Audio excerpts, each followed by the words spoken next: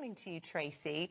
Very quick rebuttal from Downing Street, some might say, before perhaps we've had the chance to properly debate all of this. What's your view? Do you think, they're controversial, but is there an appetite perhaps growing for them, given the way we live now? Oh, absolutely. I think from about 2016-17, I'd noticed that we were starting to need more digital verification and authentication, because obviously a lot of our public sector services are becoming digitised.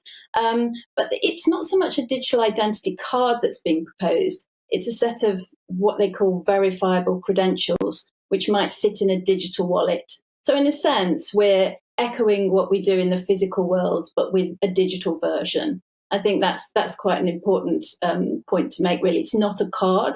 It's some credentials that are given to you that you then use in the way you want to, and only share the information that you want to with certain people. So it's privacy protecting, and I think that's a very, very important point. I suppose in a world where none of us go anywhere without a mobile phone, it would be ever so handy to have your passport, your driving licence on there. Speaking as someone who picked up her daughter's passport recently, went off on holiday and then couldn't go because I got the wrong one. Always got my phone. But the world's moved on, perhaps. Well, I totally get what you're saying in terms of convenience. Whether it's a passport, whether it's a national insurance number, whether it's your driving licence, we could go on and on and on. And you can have all that for convenience sake. But equally, Tracy, there are going to be a lot of people who are going to be jumping out of their skin and go, oh, that infringes my human rights. That is the big brother state taking over. So there is this massive practical aspect to all of this, which would help all of us in our day-to-day lives. And there is this intrusion aspect as well. Yes, absolutely. Now, I think what's happening is there are lots of different types of digital identity system. So, for example, in China, as you probably know, they have a kind of social credit scoring system, but they have a unique identity. I think it's 18 digits, and that is linked to lots of the services that they access. Similarly, there is the Aadhaar system in India. Again, that is anchored with a biometric, in fact, two biometrics. I think it's fingerprint and facial recognition, like a face print. And that's a system that gives access to government services. But again, that is very centralised. What we're talking about in the UK, which is already underway, which is one of the interesting and odd things about this intervention from Tony Blair and Lord Hague, is it's already underway that we have a decentralised system where we are given credentials that don't allow the government to track us necessarily. Nobody's really looking at every time we do an interaction. It's really more about sharing the data in an encrypted way so that we do have our privacy protected, and so that we aren't, as you say, in a situation where we have our civil liberties infringed, and certainly in a way that we're not even, we don't have any knowledge of who's looking at our personal data. With the verifiable credentials in these sorts of new systems, they sit in your digital wallet and you have absolute control over how they're used. Well, that is the theory anyway. Now, let me just put it blatantly to you. The program targets the birth of new babies. So once you have your baby, before your baby leaves the hospital, you no longer get a paper birth certificate, but then you get a digital one that is somehow implanted somewhere on somebody's body. Think about that, but have a listen to this. The digital ID, which has been a big problem to us for a very long time, is now on a testing mode. For the next 2 months, I have been assured by all the stakeholders,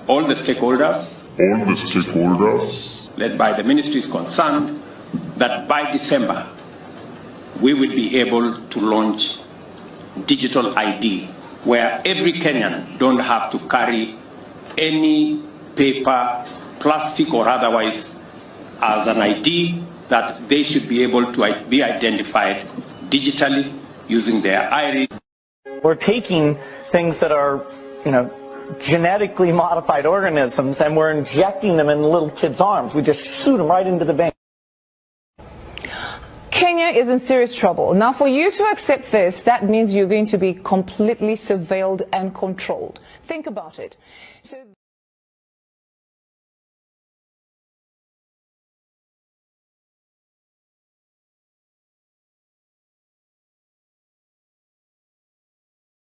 aujourd'hui, au bout de ça, on parle de puces qu'on pourra s'implanter. Ce sera quand ça? Certainement dans les 10 années à venir. Et d'abord, on va les implanter dans nos vêtements, c'est-à-dire wearables, comme on le dit.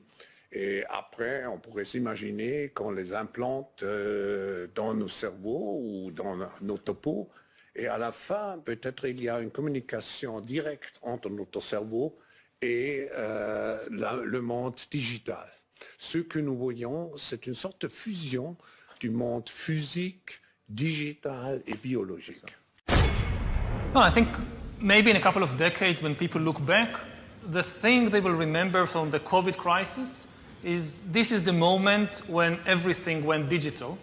And if this was the moment when everything became monitored, that we agreed to be surveyed all the time, not just in authoritarian regimes, but even in democracies. And maybe most importantly at all, this was the moment when surveillance started going under the skin. Started going under the skin.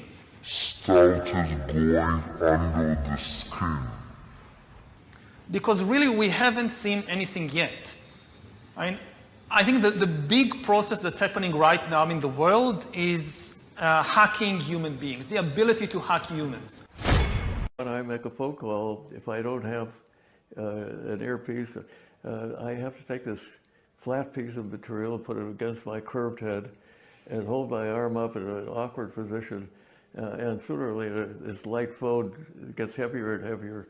It is not optimum for speech. You, in your generation, certainly the next generation, will have the phone maybe embedded under the skin there, embedded under the skin there, their ear, and they'll get the, they won't have to have charging, which is a real pain, as you know, because your body is a perfect charger.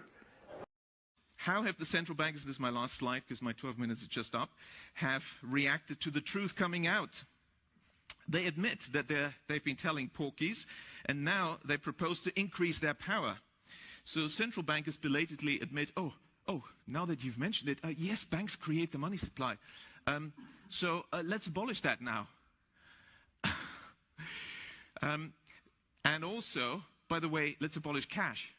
So what should we do? Well, introduce digital cyber currency that central banks issue and control, and thereby gain total control over all economic transactions, decisions, and the whole lot you've just heard from the CEO of the GDI. So the greatest concentration of central banking power in history is really the bid they're aiming at. That's the central bank's goal. And, of course, digital accounts of dissenters and regime critics could be switched off. It would be very difficult to even purchase necessities. So this is an Orwellian dystopia of total control, the end of any freedoms. That's really what central banks are aiming at. Several central banks have, like the Bank of England, already prepared their microchip implant RFID chip to be implanted under your skin. Microchip implant RFID chip to be implanted under your skin. Microchip implant RFID chip to be implanted under your skin. And why is there sudden discussion about universal basic income from all the grassroots and inverted commas movements and billionaires? Oh, universal basic income is the bribe for you to accept the microchip. The overarching trend of the 20th century is concentration of power in the hands of the few. That's what we have to keep in mind. We have to work against this. We don't want to have these unaccountable central planners making decisions. We need decentralization, and the solution, therefore, is to maintain public money in the hands of local community banks, decentralize decision-making, give local people the power in the form of local public banks and local not-for-profit community banks. As I walked in, I was delighted to see that the Gottlieb Duttweiler Institute is also about Genossenschaften and cooperatives, and of course, the majority of banks in Germany are cooperative banks, and that's really what we need.